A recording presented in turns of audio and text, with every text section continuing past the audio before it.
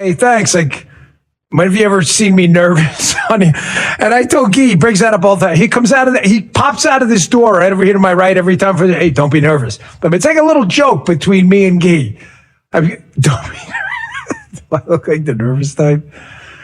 We have a very special guest for you today on the show, coming up in a little over an hour. Ed Galrine running in Kentucky District 4 against Tom Massey. So I've got a little bit on that today too, because, listen, folks, I want you to run a little test, okay? To show you like who has an authentic following and who's all bullshit and bots, okay? I'm talking about nationally, okay? Do this little test. Go on your X feed and just watch, post like, I love Tom Massey. And then later on, give it a little time, go post Tom Massey's a fraud or whatever. Watch what happens. You just test that out and you tell me who's got a bot army and who doesn't, which is weird because they just did another podcast ranker that just came out. Remember PodTrack came out a couple weeks ago and had us at number 9 in the country podcast wise. I'm just telling you, because other people out there, oh my gosh, he doesn't really, no one's listening. Nobody's listening. I'm not really sure you can read data. They were like, well, that PodTrack is all fake. Well, then Triton came out yesterday, top podcast by weekly downloads. You see, for the month of February to March. And we were number 3. So we were, I'm not saying, I'm just saying. Somebody's got an audience globally and somebody doesn't. I'm really sorry that I know you're crying, you're peeing in your diapers. I get it. You got the bot army. We hate the Jews. I get it. I understand. I know that bothers you, but there's nothing you can do. How does that make you feel, you zeros? There's nothing you can do. You just have to sit back and realize that you're losers. How does that feel? How does that feel? You absolute life losers. That we have a real army of supporters because this show is the real deal. And you've got a bunch of clown bots. Do my little test. You'll see what I mean. But seriously, thank you. Number 3 on Triton. I'm sure the people who hate the show will have some other reason why, nobody's listening or whatever. Okay, sure, whatever. All right, I got a lot to get to today, including I'm going to open up the show. The Daily Mail is doubling down. And what I would argue is one of the best Trump sound bites I've seen, and there's a lot of them, in a really long time. And it proves my point that this is asymmetric information warfare. The media people questioning Donald Trump don't know what Donald Trump knows.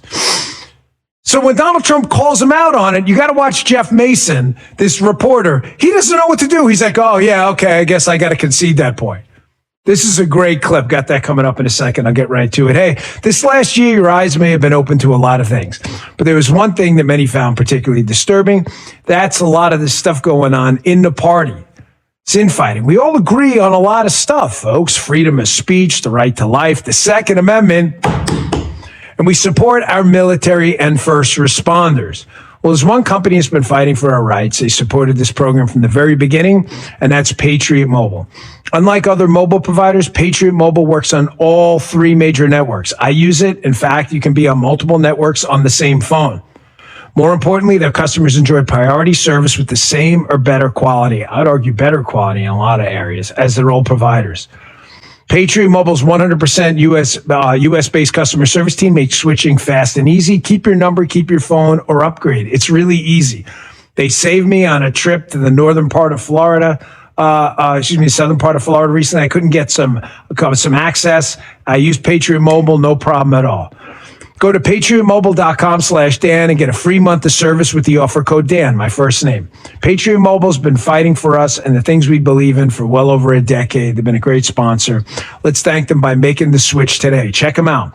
patriotmobile.com/Dan. That's patriotmobile.com/Dan. All right, fellas, let's go. I want to start with a banger today. If Trump had the greatest hits, this is easily a top 10 for me, and that's a lot. He's been doing this for a long time between his business life and his political life. Here he is yesterday. He's asked a question by Jeff Mason, and I kept it playing a little bit at the end because another reporter chimes in and he wrecks her too. Jeff Mason's like, hey, the Iranians are, threatening us with all this stuff. And it just sounds really terrible. I mean, again, this is the doomers in the media. And Trump's like, threatening us with what? Because he knows exactly what's going on behind the scenes. Watch this clip. It's fantastic. Check this out. The Iranian government threatened a bunch of U.S. companies today in the region, including Google, Apple. With what? What did they threaten them with? PP guns? Or well, they don't have much left to threaten. My question for you is, are you... I don't know. I mean, what are they... You made a say, what did they threaten them with? I don't know. Tell me, how did they threaten them? Well, all I know is that they threatened them, sir. What does that mean? Fair enough. He said something nasty? Is the government in touch with these companies? Are you helping to backstop them? You don't even know what the threat was. What was the threat? I haven't heard it. What was the threat? Did they say they're going to blow them up? They're going to hit them? They're not. You know what they're not going to do? They're not going to hit them with a nuclear weapon. Is this something you're concerned about, sir? No. Iran's IRGC issues a warning that they will target 18 U.S. technology companies if the U.S. continues targeted assassinations of Iranian leaders beginning on April 1st. Those companies include NVIDIA, Apple, Microsoft. Most of those people are dead already. Most of those people are already dead. Guys, listen. I understand the politics of war are always going to be difficult. I get it. And they should be. Come back to me head on. There you guys something. They should be. It is the most grave, serious decision a commander-in-chief can make. Period. However, there is no question that as a tactical exercise in military might, this has been an unbelievable success that's probably going to serve as a warning to China and Russia. Don't F around because you don't want to find out like the Iranian mullah theocracy did. The point in playing that piece was, listen, open up the show with a little bit of a laugh, how Trump just constantly owns these guys who want you to paint him as a buffoon. They're these intellectuals and this Trump is just this New York moron. And he just constantly beats their asses. The point is that there's an asymmetry here. I love freedom of the press. I will defend it to the end, even for the morons in the press. But what the press people don't acknowledge, which is stunning, is they are not aware of what they speak. The Iranians have been threatening us. Trump's like, okay, with what? He doesn't know because he's not read in on the program like Trump. All I'm telling you is I posted yesterday. It was meant to be obviously satirical and funny, but about how 90% of what you read in the media is 50% false and the other 10% is 99% false. It's just bullshit because they don't know. It's like someone in the press commenting on a flux capacitor they've never seen before and challenging the inventor of the flux capacitor on a machine they don't know how it works. They can do it and it should be protected. It doesn't mean they actually know anything. Couple more things we have to hit right away in the beginning of the show. Speaking of people, media people who are just absolutely full of shit, yesterday's show did big numbers, and I think it did big numbers because people are really tired of the bullshit, folks. The Daily Mail, of course, put out that piece yesterday about how, that the bullet did not match. That is not what the report said at all.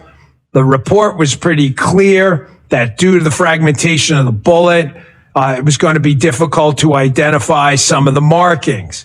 Now, what did they do yesterday or today? They doubled down again. Ballistics experts reveal real reason bullet used to kill Charlie Kirk did not conclusively match rifle allegedly used by suspect Tyler Robinson. You see what they're doing here?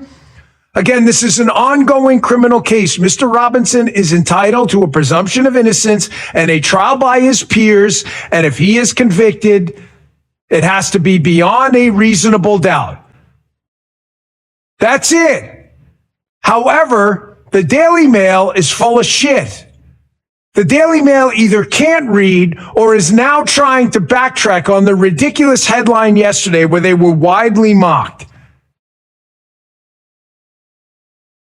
Folks, people are tired of this. That's why they're coming to shows like this. They're coming to shows like this because they want the truth. And we gave you the truth. This man is entitled to due process like everyone else. But so is the state of Utah that is prosecuting this case. They are entitled to a jury free of tampering. And this is getting ridiculous.